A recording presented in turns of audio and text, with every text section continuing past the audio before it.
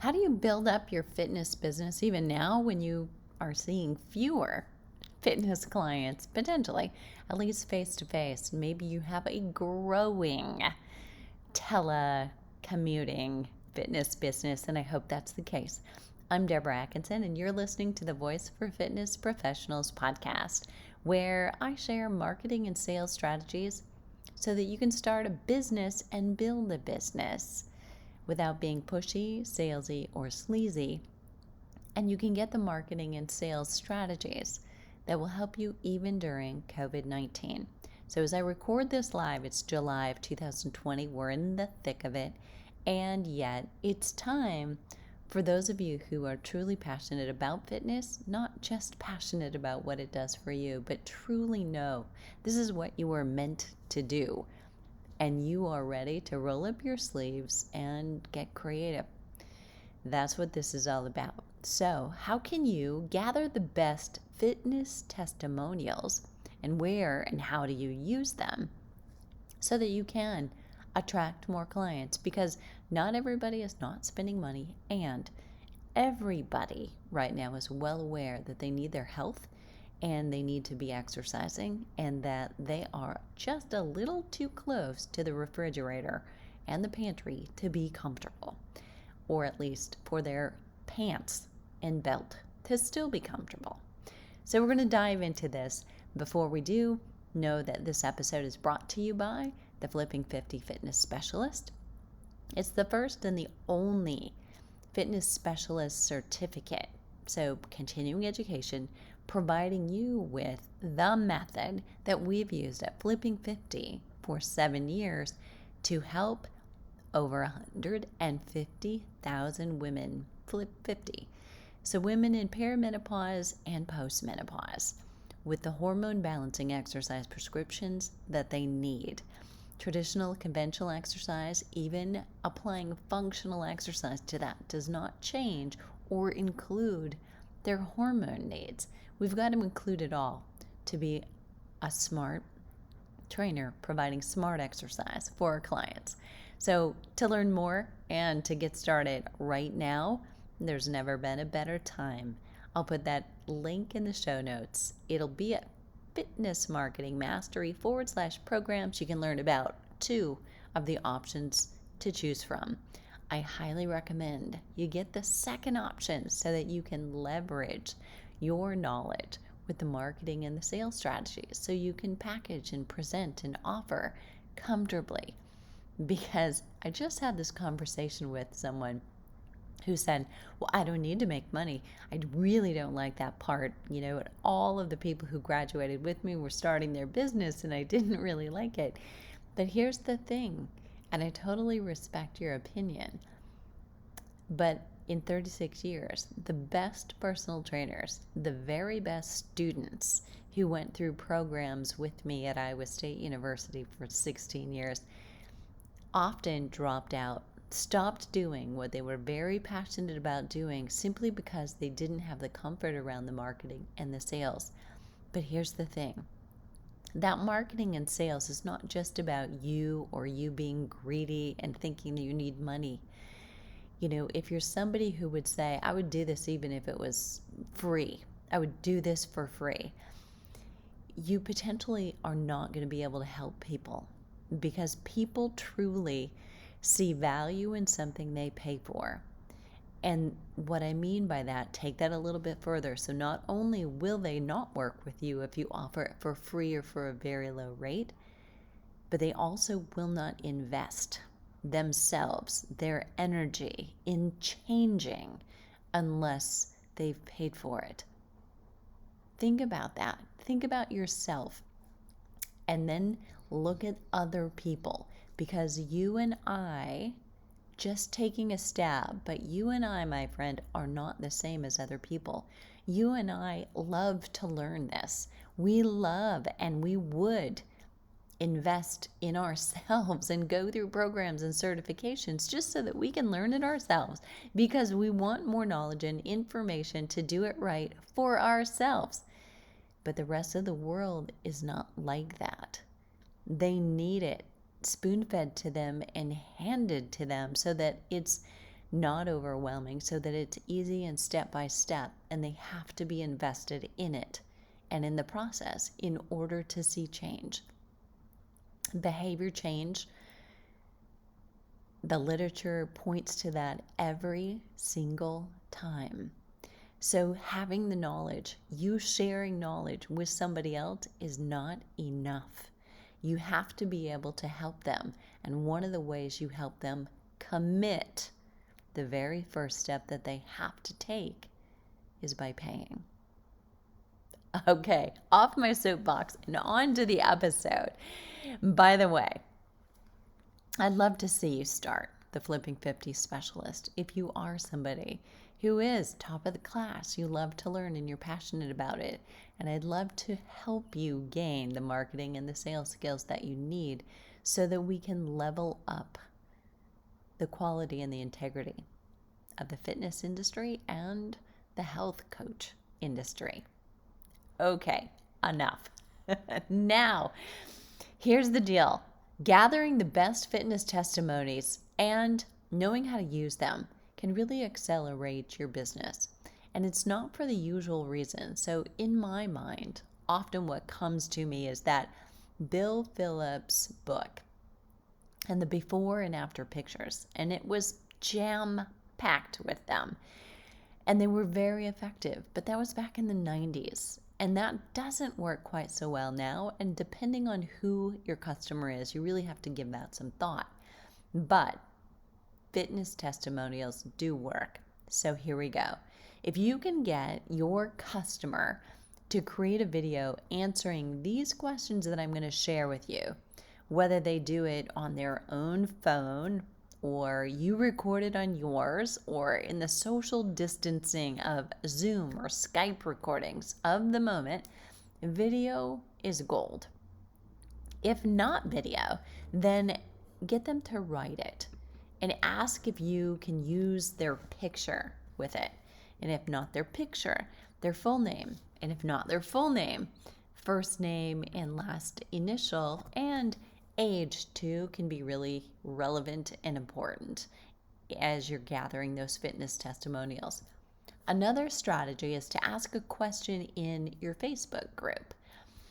Your paid program probably has a private Facebook group. So as the program starts to come to an end, before, say, you might kick other people out, at least that's the way I operate mine. So if I have a month-long program, I will bring all the new people in, ask them for their testimonials that last week, and then I'm actually kicking them out. So the Facebook group stays there, but the people actually come and go so that everybody inside is going through week 1 and week 2 and week 3, and they're in the same exact spot. And it's not a lot of alumni plus people in the program. So you may run yours differently, but think about, do you have an opportunity that you've been missing?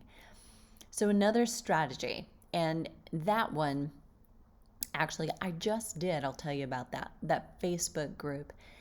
I've got probably 17 responses in about a day of how much the program my customers just went through during COVID-19. We were in COVID-19 for about 2 weeks when I had a program that was already scheduled to launch. It was started to launch.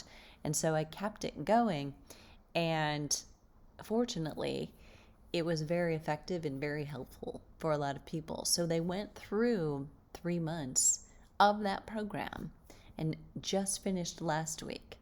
And many of them re-enrolling in the next step. But many of them tell their story about how it helped them get through, what it meant to have that anchor. So these are the questions you want to ask. So you're going to fill in the blank with your program, but you're going to ask, how has, the program helped you? So ideally you're using a program, but if it's only, how has this last 3 months of personal training, if that's what you need to ask. But the more specific you are, the better. How has this program helped you the past few months get through COVID-19? How were you feeling before you got started?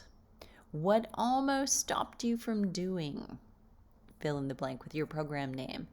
Those are the 4 questions that you're going to start with as your anchors for right now, for this moment we're in. Now, if you're listening to this 6 months from now, you may still be able to say COVID-19, but it's probably got to have a little bit different spin. Right now, you could ask that, and it's very relevant. And don't worry that your testimonial is going to live on for a while, but you can always post and clarify that this was done in, July of 2020, and put the timestamp with the testimonial, and it'll make a ton of sense to people. But how many other people need to see that right now?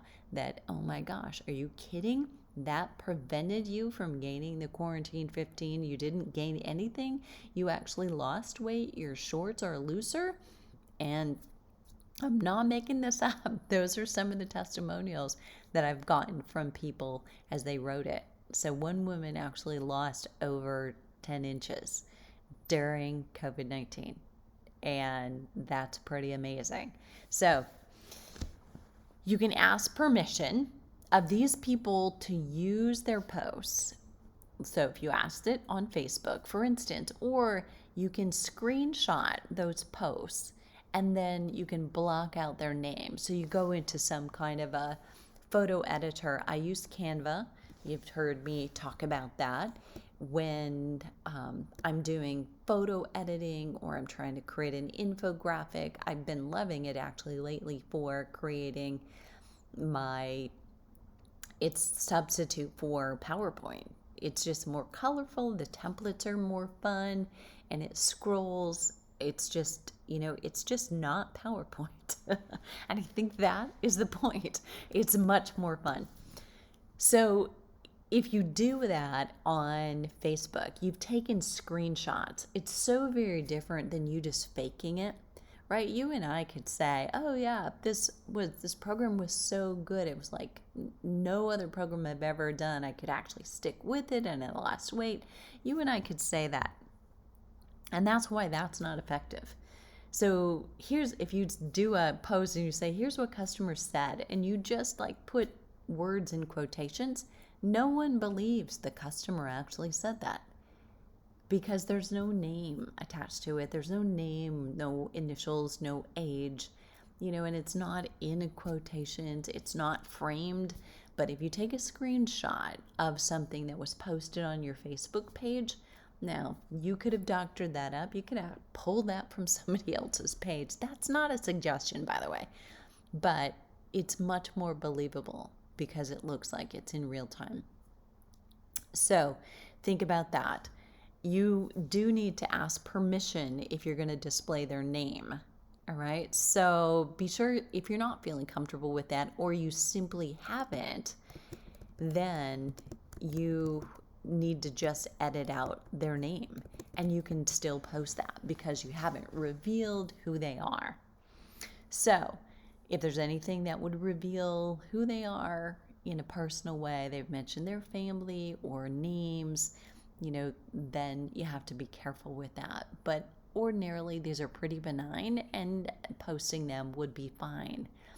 So what doesn't work? When we're talking about fitness testimonials, I've just mentioned that if you fake it, if you just put something up in quotes, even if a client really said it, it's just not going to carry much weight. So don't do it because you really wash out the value and the credentials of all the ones that are real if you do that. You can make that up, and whether you would, you did, or you didn't, if your customer really doesn't believe enough in your services to do a video, write a letter for you, send some kind of tangible proof that they are raving fans and recommend you, then it's probably not the fitness testimonial that you want, and you need to move on to a better person. The more like your ideal client the subjects you choose for your fitness testimonials are, the better. I'm going to say that again. The more like your ideal client the subjects you choose for your fitness testimonials are, the better. If you're choosing to ask clients that aren't like your ideal clients at all, you're really wasting your time. So definitely don't be asking somebody who's been with you for a long time, but they're the biggest pain in the you-know-what, and you don't really want a ton more of them. Don't ask them. But also, if it's somebody really eccentric, just that none of your ideal clients would be able to relate to, don't choose them just because they may be a big shot in the community. There is definitely a reason you might want to choose somebody people aspire to be, or someone in the public eye that is known and respected. But maybe they show how someone, busy, like as busy as the mayor or the president of the university, can do this. So the watcher or the viewer will think, oh, okay, I can do this too. But if they're too different, too eccentric, too eclectic, and they aren't in the same income category or educational status as your ideal customers, then it probably isn't going to do you too much good. So think a little bit about who you're asking. What do they represent to other people, not just to you? Okay, so how do you get started with those fitness testimonials? So you want to first, just in summary, go to any of your prior clients. Remember how to pick the good ones, the ones who got great results. And remember, great results aren't always a before and after picture that's going to wow somebody. Sometimes it's reducing or stopping medications, or it's gaining confidence, and not something as visible as losing 25 pounds. And then you want to make sure that you ask for what you really want. You want video. If you can't get it, at least you have a default. If they won't do video, you can ask for a written or social media fitness testimonial instead, and let them know you'll send them the questions that you'd like them to answer so that you can make it really easy for them. So just between you and me, that sending them the questions you'd like them to answer is also making it easy for you to take control of the content that you're going to get back. Tell your client that you'd really appreciate it if they use the questions that you ask to start their statement. So give them an example, just like I'm doing right now. So for instance, if you ask, what almost stopped you from starting this online membership? They should say, I almost didn't join the membership because. So they start with a full sentence and clearly answer your question, but make it a statement, because your voice and or your cues, your script is not going to be in the testimonial. It needs to have context for somebody who's reading it or watching it or listening to it. So focus on problems that you help in your questions too. So you might want to really personalize this a little bit and think about who you work with and what their biggest problems are. So if you work with people who have back pain, for instance, or fibromyalgia or osteoporosis, get specific with your questions. So how were you feeling in regard to your back pain before you started? How was your strength before you began personal training? And then once they answer, you might end up prompting them or wanting to prompt them with a follow-up question. Like, how is life different now? Or take a slightly different turn based on what it is they say. That's the value of being there in person. It's really nice if you're there with them and you're doing video, but if you can't be, try to either write it or try using a voice message. You can create a voice message just on your telephone. And when you do that, don't get all puffy professional, okay? You've got to be, what I hope this feels like, that I'm not just reading this script that I wrote, but I'm actually talking to you. So sometimes I backtrack, sometimes I get excited and I go too far forward. And, I started on a soapbox when we first began. But if you can be real in the voice message you give them to prompt them to answer questions, they're going to be more real and conversational when they respond to that. And that is truly the point. So one thing I haven't included here, talked about video, talked about doing written testimonials and doing it on social media sites, but also they could voice message you back and you could record that and you could be posting those. And, could you face that? Sure, I suppose you could hire actors or get somebody else, but the difference in our voices is so very different. Now, somebody else might not want to do that if they want to be a little bit more incognito. They're willing to say the words, but they're like, just put Brian C in there. Don't put my whole name in there, please. They're probably not going to want to do voice if they don't want to be recognized. And in depending on how large the area you live in. If you're in a big area or you serve people worldwide, it probably won't matter to them. And someone might feel more comfortable hiding behind a voice message and not having to do video. So think about that. You create the voice message on your phone and you just have them say, listen to the first one and then pause and record your own response, whether they do that on their video on computer or they record it on their phone, a different recording. And they can send them all to you in little bits and pieces. You can do the editing. You should have to do the legwork, right? They're doing you a favor. And, you can either keep them in those little clips. You might choose to use them in different places like that or create one video. It's totally up to you and you've got both options. There you have it. It's easy to do. If you have a little bit more time right now than you wanted to and you didn't even realize it, it's a perfect time to get these. Update your old ones. Fitness testimonials are important to people finding you. Remember, the greatest value, though, in your fitness testimonial is that the next customer, the one that you're trying to attract, finds someone in your prior customer and in you that is like them.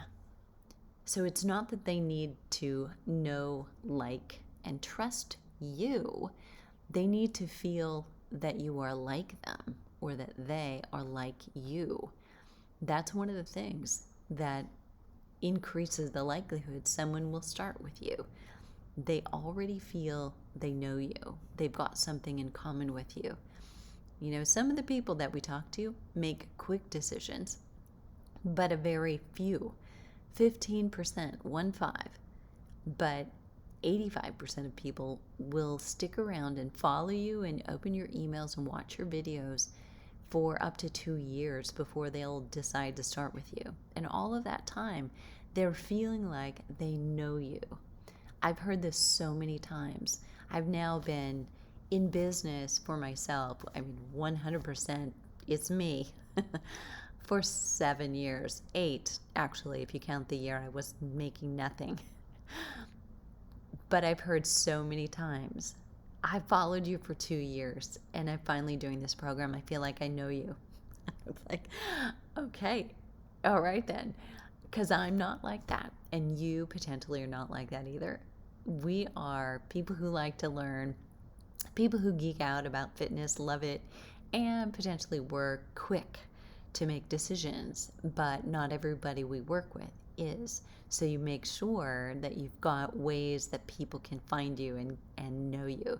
More about that in upcoming podcasts. So I'm going to link to, below the show notes, a future episode, even before I've recorded it, about the know, like, and trust myth when it comes to fitness and what it really means to help somebody like you. And fitness testimonials are one way. There you have it. What are you waiting for? Right now, people need you more than ever. Take some action.